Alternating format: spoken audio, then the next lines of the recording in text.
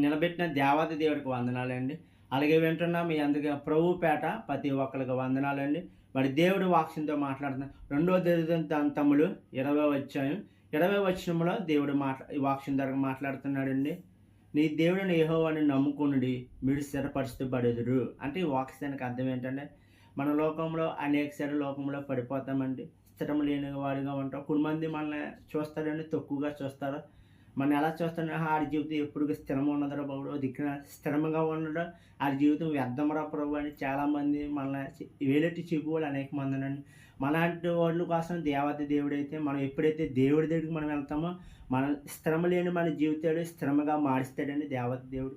అలాంటి దేవుని మనం కలిగి ఉన్నాం. మనం అసలు దేని విషయంలో మనం ఆలోచించక్కర్లేదండి. మనం ఇప్పుడు దాకా ఎలా తిరిగి మన అనవసరం. మనం ఇప్పుడు దాకైనా దేవుడి దగ్గరికి వెళ్ళి మన దేవుడి అద్ద దగ్గరికి వెళ్తే మనం స్థిరంగా మార్చబడేవాళ్ళం. ప్రతి ఒక్కరు ఈ మాటల ద్వారా బలపడని ప్రభువుని కోరుకుంటున్నాను.